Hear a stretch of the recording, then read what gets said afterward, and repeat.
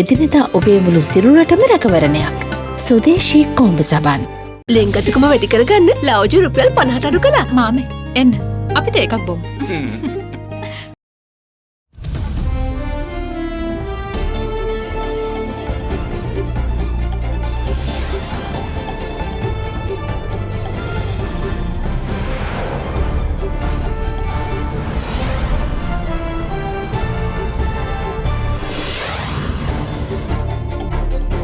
Tonight, reasons for celebration. Sri Lanka passes 8th week with low virus numbers as the country prepares for muted Vesak celebrations. Ready for anything. CAA announces special airport plan to handle 194 Sri Lankans arriving from high-risk countries tomorrow. Helping hand. The US government announces $4.5 million increase in funding for Sri Lanka's COVID-19 fight. Getting back to normal. Sri Lankan Airlines gives exporters a lifeline with resumption of cargo flights to major destinations. All this and much more coming up on this Wednesday, the 6th of May 2020. SMS කර රුපියල් මිලියන 3ක මුල්තැන්ගේ උපකරණ දිනාගෙන අවුරුද්දෙම කුස්සිය time save කරගන්න. From AdaDerana, this is AdaDerana First at 9. Live from Studio 24 in Colombo. A very good evening and welcome to First at 9. I'm Shanella Fernando. Moving on to your top stories for tonight. In what could be considered a much welcome lifeline for the country's exporters, Sri Lankan Airlines Chairman Ashok Patirage announced the resumption of cargo flights to 27 destinations from the 18th of this month. The airline will be utilizing its existing Airbus A320 and A330 aircraft with enhanced cargo capacity for the flights, which will go a long way in resuming normalcy to the country's economy. Sri Lanka's national carrier Sri Lankan Airlines has launched dedicated cargo services to a host of destinations. Accordingly, the airline will commence 27 dedicated cargo flights each week to major cities in Europe, the Middle East, the Indian subcontinent and the Far East. Sri Lankan Airlines Chairman Ashok Patirage said during the announcement that every single export industry will benefit from this initiative launching on May 18th, at a time when most other airlines are keeping their fleets grounded and global trade by air is under a lockdown situation. He added that with the government extremely keen on restarting the country's export industries at the earliest possible moment, Sri Lankan Airlines have been intent on restarting services from the day it reluctantly suspended regular operations. The airline's existing fleet of Airbus A320 and A330 aircraft will be utilized for these flights, and Sri Lanka has enhanced the cargo carrying capacity of the aircraft beyond the usual capacity of its cargo holds. Destinations will include London and Frankfurt in Europe, the Chinese cities of Beijing, Shanghai and Guangzhou, Melbourne in Australia, Singapore and Tokyo in the Far East, Doha and Dubai in the Middle East, the Maldivian capital Malé, the Bangladeshi capital Dhaka and several cities in India. A special plan has been implemented to receive Sri Lankan expats from the United States, Canada and the UK tomorrow who will be airlifted from London. The expats will be brought back to the country under the government's repatriation program launched for Sri Lankans overseas unable to return home due to travel restrictions and the closure of airports. A batch of 206 Sri Lankan expats from the United Kingdom were repatriated today. Under the government's repatriation program, Sri Lankan Airlines charter flight UL504 airlifted the group of Sri Lankans from the Heathrow airport and landed in the island this morning. Meanwhile, another group of 186 Sri Lankans from Singapore were brought back to the country this evening by a Sri Lankan Airlines charter flight. In the meantime, a special plan has been put in place to receive 194 Sri Lankan expats arriving from 3 countries, namely the United States, Canada and the United Kingdom. Based on the instructions from the Presidential Secretariat, we are bringing in 194 passengers tomorrow. Most of them are coming from the US. There are about 102 passengers, and Canada and UK. Those who are originating from the US, they will be flying into London on American Airlines and connecting to Sri Lankan Airlines flight leaving in the morning. So those who are coming from Canada, they will be taking their Canada flight from Toronto and Ottawa up to London and taking the Sri Lankan flight. We are planning for tomorrow morning landing, which is supposed to be 2:45 in the morning. And the connections wise, they have interlined those who are coming from US and Canada. They were able to interline the luggage all the way from their point of origin to the final collecting luggage in London. So it was a smooth transfer. We had a series of discussions with all the stakeholders and the officials who are involved in this operation, especially the airport management, then the Sri Lanka Army, Sri Lanka Air Force, Customs, Immigration. So after having all this discussion, now we are ready with the plan to receive them tomorrow morning. Here we have a specific procedure of receiving these passengers. From the time that they get out from the aircraft, and through Air Force, going through a mini quarantine procedure, then the immigration procedures, then the health check, and after that specific instruction for all the passengers. Finally, we are handing them to the Sri Lanka Army. So they are working on the plan of sending them to special areas and demarcated to keep them for the next 14 days. නිෂ්පාදිත දිනය කවදත් අලුත් වටවල තේ අරගන්න. වටවල තේ ශ්‍රී ලංකාවේ තේ එක. In your latest news on the COVID-19 spread in the country, 2 residents of Rajagiriya and Kolunnavar, as well as a special grade nursing officer of the Colombo National Hospital, have tested negative today, 1 day after testing positive. Meanwhile, revealing PCR test results of the relatives of the woman who died due to coronavirus yesterday, the Director General of Health Services stated that none of them have been infected with the virus. 8 weeks have passed since the detection of the first COVID-19 infected case in Sri Lanka. During the 8-week period, the highest number of infections were recorded in the 7th week, with the identification of 309 COVID-19 cases. During the 8th week, Sri Lanka only identified 154 positive cases, a significant drop in numbers. As of 12:30 p.m. today, a total of 460 cases of coronavirus infections have been identified since the first Navy sailor was diagnosed with COVID-19 on the 22nd of April after contracting the virus during operations to round up suspected infected in Suduwella, Jayala. Among the 460 cases are 372 Navy personnel and their associates. During the last 2 weeks, barring the clusters of Navy personnel infected with COVID-19, only 88 positive cases were detected at quarantine facilities and during field inspections. 15 Navy personnel were among the 20 fresh cases of COVID-19 detected yesterday. Meanwhile, almost 60 individuals exposed to the 9th COVID-19 victim reported yesterday underwent PCR tests today.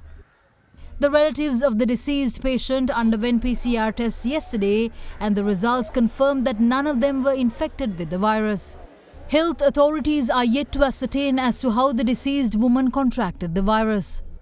According to the daily report issued by the Epidemiology Unit, the highest number of infected persons in the country are currently naval personnel. Health officials place the infected number of naval personnel at 342. Colombo continues to retain the top spot as the district with the highest number of COVID-19 cases, with 153 positive patients being reported.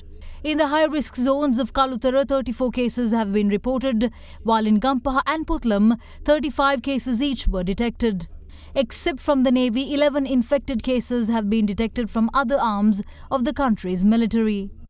Despite the detection of 6 positive cases today, the country's total number of infections remain at 774 due to 3 patients testing negative today, a day after testing positive. රාජගිරියේ පුද්ගලයා ඒ වගේම කොළොන්නාවේ පුද්ගලයා සහ කොළඹ ජාතික රෝහලේ විශේෂණීය හෙද නිලධාරිනිය ආසාදන තත්වයක් නොමැති බවට පසුව තහවුරු වෙලා තියෙනවා. මේ අනුව සෞඛ්‍ය අමාත්‍යාංශය විසින් මේ තිදෙනා ආසාදිතයන් නොවන බවටත් ඒ අනුව එම ආසාදිත ලේඛනයෙන් ඔවුන් ඉවත් කිරීමටත් තීරණය කරනු ලැබුවා.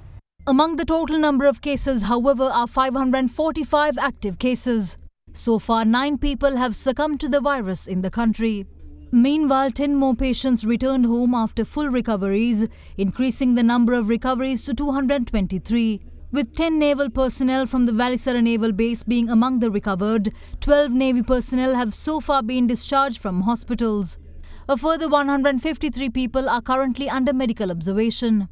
In the meantime, biological samples of the family of the COVID-19 infected sailor and 14 of his close associates were obtained for PCR testing today after they were exposed when he returned home to Rahala Aranayaka. With the detection of a COVID-19 positive sailor in the Senagama village in Ampara, 40 people belonging to 8 families in the area who closely associated with him were instructed to self-quarantine by public health officers of the area. Biological samples of 13 people identified to have been exposed to the COVID-19 patient were obtained for PCR testing. The Navy personnel and their associates quarantined at the police quarantine facility operated by the Police Health Division in Galle underwent PCR testing today.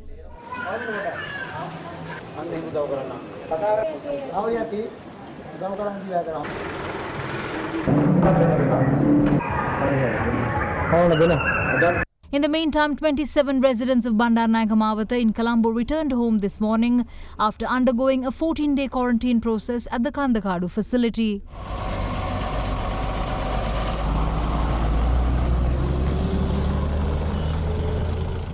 යුද හමුදාව විසින් පවත්වාගෙන අනු ලබන පූනානි සහ කන්දකාඩු නිරෝධන මධ්‍යස්ථාන වෙතින් අද දිනේ 127 දෙනෙකු තම නිරෝධායන කටයුතු නිමවීමෙන් අනතුරුව තම නිවස් බලා පිටත්ව ගොස් තිබෙනවා. මේ අනුව මේ දක්වා ශ්‍රී ලංකා යුද නාවික සහ ගුවන් හමුදා නිරෝධායන මධ්‍යස්ථානවල නිරෝධායන වෙමින් සිටපු ආයවලුන් අතරින් 5188 දෙනෙක් තම නිරෝධායන කටයුතු නිමවී නිවෙස් බලා පිටස්ත ගොස් තිබෙනවා.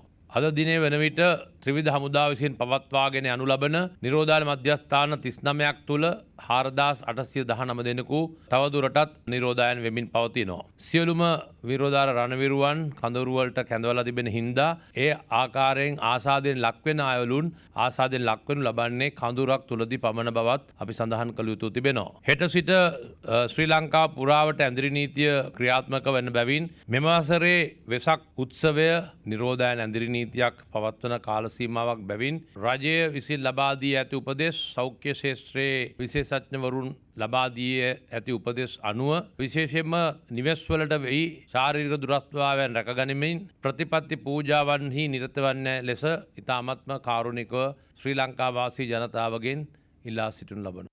කොරෝනා වෛරසය පැතිරීම වළක්වන්න සබන් යොදා දෑත් සෝදන්න. Cabinet co-spokesperson Dr. Ramesh Patirana said today that they had received cabinet approval to repatriate Sri Lankans residing in the Middle East, Maldives, Kuwait and Dubai. In the meantime, cabinet spokesperson Dr. Bandula Gunawardena also announced that the cabinet had approved a proposal to provide a special monthly allowance to Grama Niladaris, economic development officers, agricultural research officers and family health officers. ग्राम निलधारीन आर्थिक संवर्धन निलधारीन विश्वकर्मा පරිශ්‍රණ නිලධාරීන් පෞල් සෞඛ්‍ය නිලධාරීන් සඳහා මාසික අතිරේක දීමනාවක් ගෙවීම සඳහා අද දින කැබිනට් අනුමැතිය ලබා දුන්නා. ඉදිරි සතිවලදී අතිරේක දීමනාව ලැබීම සඳහා අවශ්‍ය පියවර ගන්නවා. විශේෂයෙන් දීමනාව වශයෙන් දීමට බලාපොරොත්තු වෙන්නේ ඉන්ධන සඳහා දුරකථන සඳහා වෙනත් අතිරේකව මේ සහනාධාරයේ බෙදීම සහන බෙදීම හා සම්බන්ධිත පිරිවැය වෙනුවෙන් තමයි මේ අතිරේක දීමනාව ගෙවන්නේ. මාසකට ඉන්ධන දීමනාව එක් වසමකට රුපියල් 450ක්ද අමතර වසමක වැඩ බැලීම සිදු කරන්නේ නම් වසන් දෙකම සඳහා 100ක්ද sannivedana වියදම් දීමනාව එක් වසමක් සඳහා රුපියල් 10ක් බැගින්ද වසම තුන රාජකාරී සඳහා ගමන් වියදම් දීමනාව එක් වසමකට රුපියල් 1200 බැගින් ගෙවීමටත් නිර්දේශ කරලා තියෙනවා. අමාත්‍ය මණ්ඩලය අනුමැතිය දීලා තියෙනවා.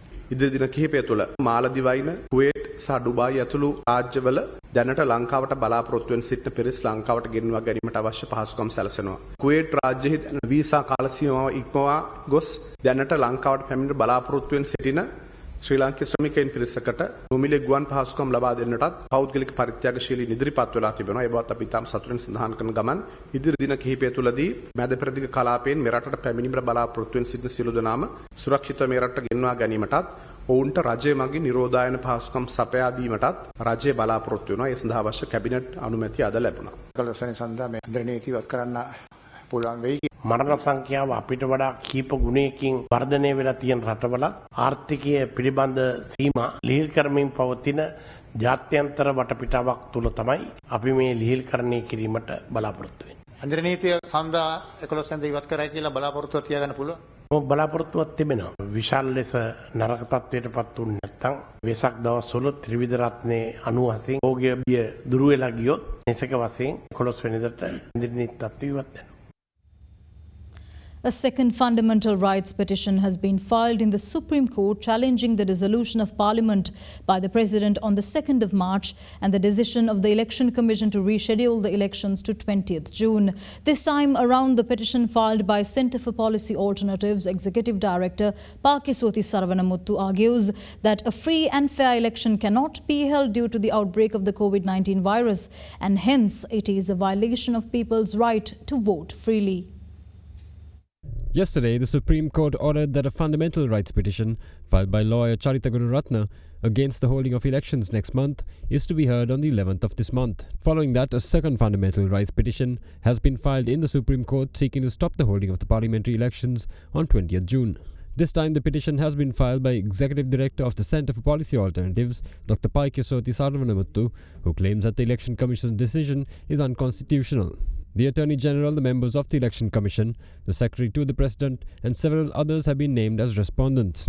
In the petition, Dr. Saravanamuttu argues that the Constitution has provided mandatory provisions for the fixing of a date or dates for the parliamentary election and convene the new parliament not later than 3 months from the date of proclamation of the dissolution of parliament. As the President dissolved the parliament on March 2nd, the election date could not be later than the 2nd of June, the petition points out. However, the new date set for elections by the Election Commission falls outside this time period and is hence unconstitutional, the petitioner argues.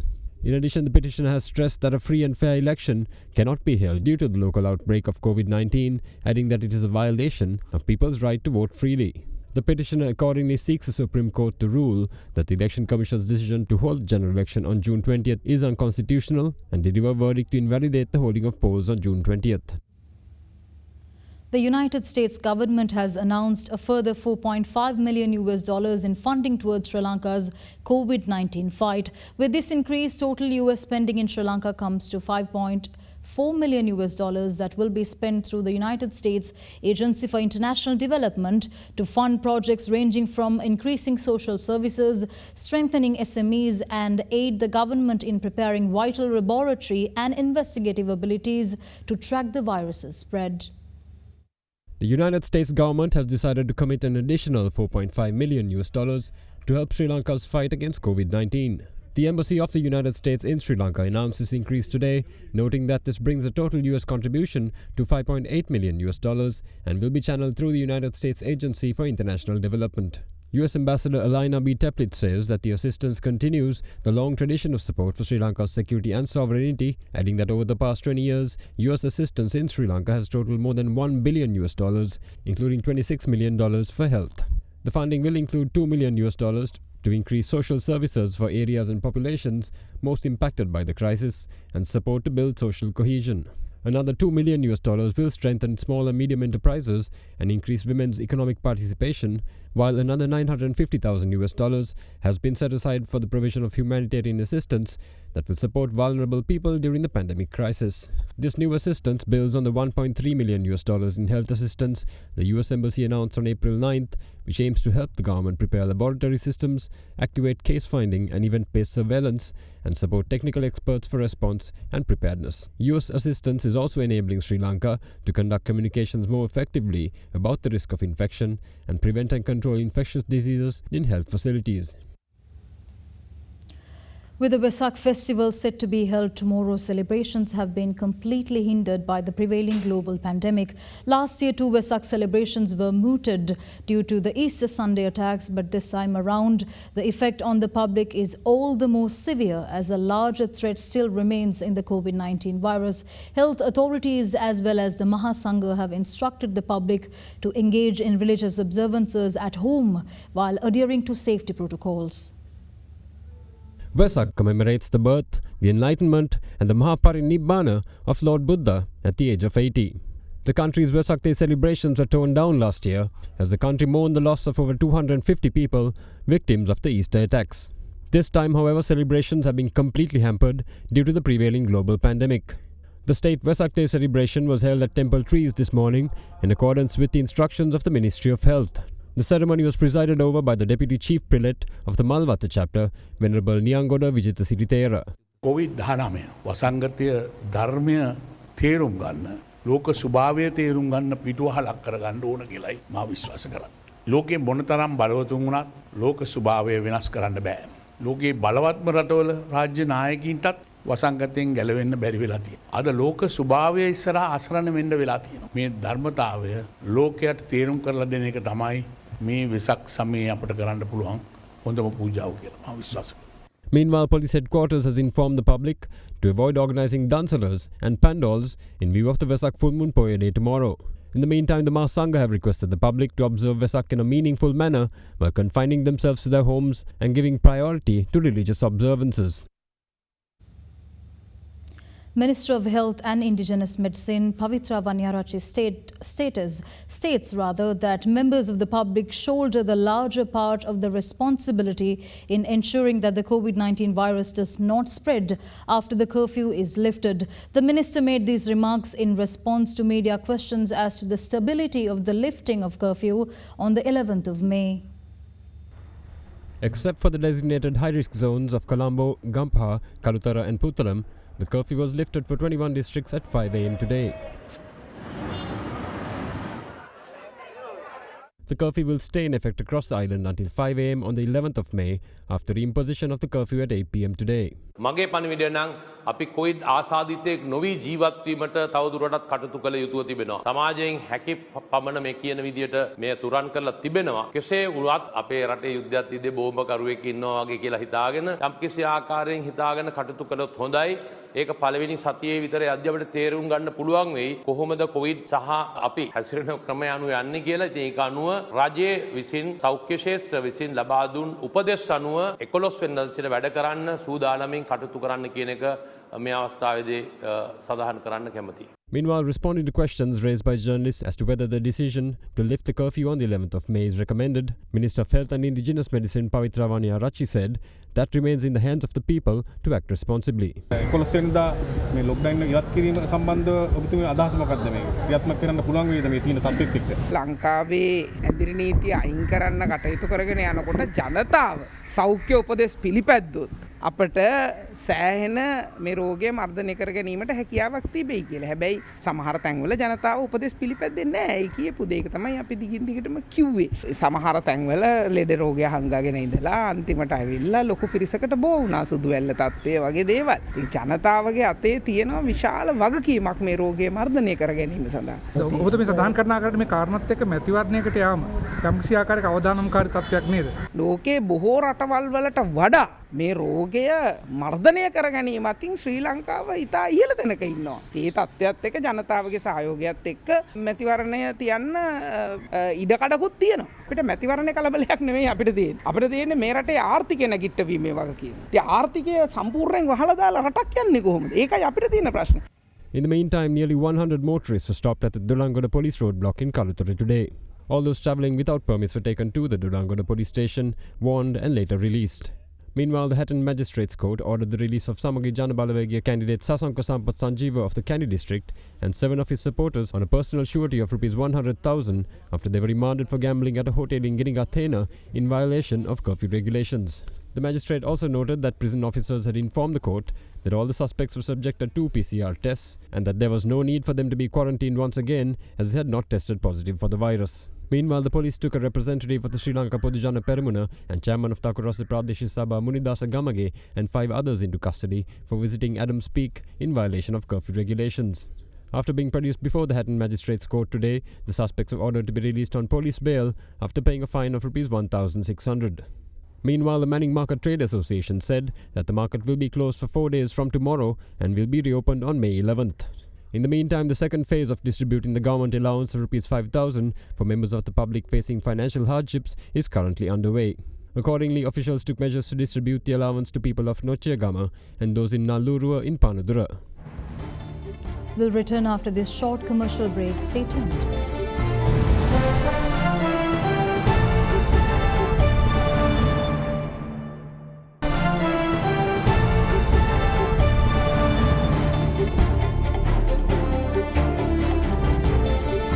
Welcome back back in more local stories. The Ministry of Public Administration has announced that legal action is to be taken against 20 former ministers and state ministers who are yet to hand over official residences provided to them by the previous government. The ministry says that the list of 20 have ignored vacation notices issued and continue to remain in possession of the state property 5 months after giving up their portfolios. It has been reported that 5 months after the presidential election last December and the formation of a new government, former ministers who lost their portfolios still remain at their official residences. Some ex-ministers are yet to hand over their residences to the Ministry of Public Administration, even after vacation notices have been issued.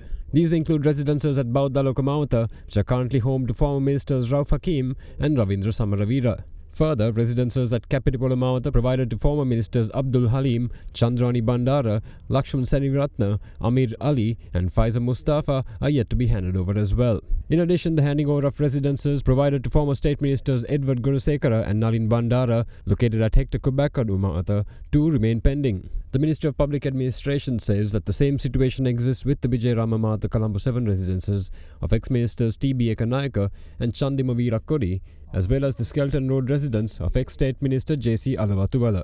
Other ex-MPs still holding on to their official residences are Ashok Abesingha, Champika Premadasa, Vadivel Suresh, Selvam Adikalanathan, H.M.M. Haris, Faisal Qasim, Dulip Vijay Sekara and Dunish Gankanda. Further, former State Minister for Rehabilitation and Resettlement, MLAM Hizbullah too, is yet to hand over his official residence at Capitol Mawata, the ministry revealed. In addition, the official residence provided to former President Maithripala Sirisena's Director of Presidential Projects, Jagat Pushpakumara on Vijay Ramamawata Colombo 7 also remains in his possession. The Ministry of Public Administration has announced that legal action is to be instigated against all 20 former ministers and parliamentarians from the 11th of this month onwards.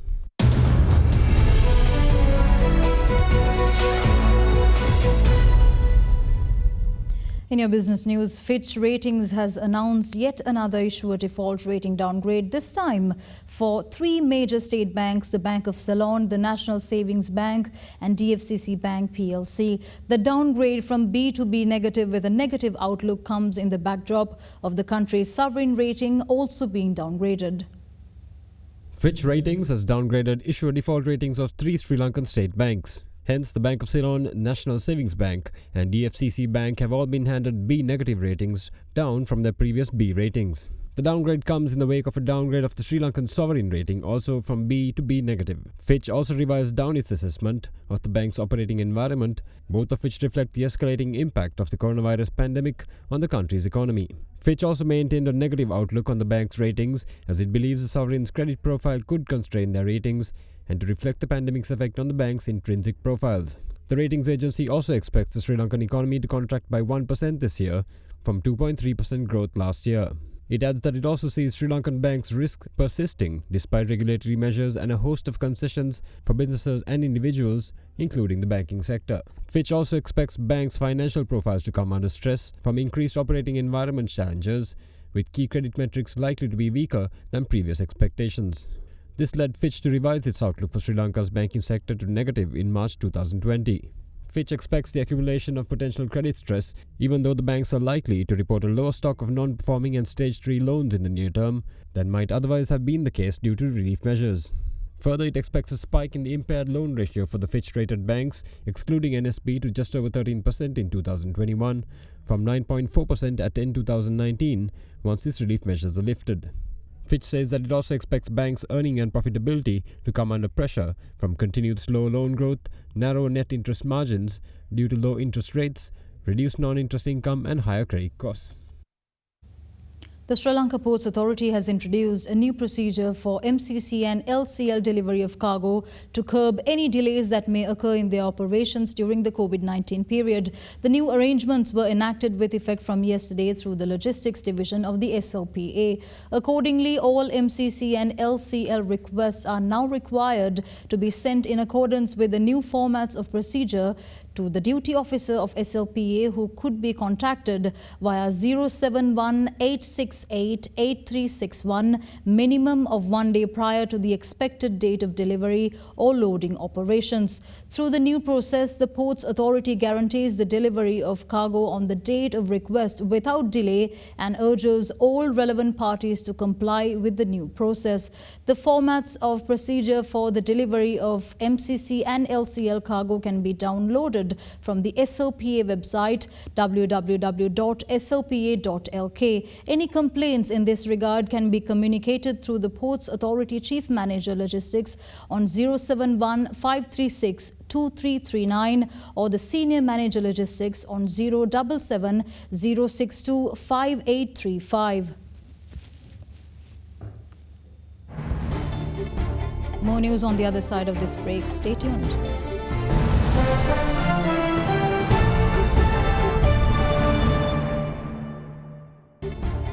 With that, we wrap up tonight's edition of First at 9. Thank you for joining. I'm Shanella Fernando. Good night.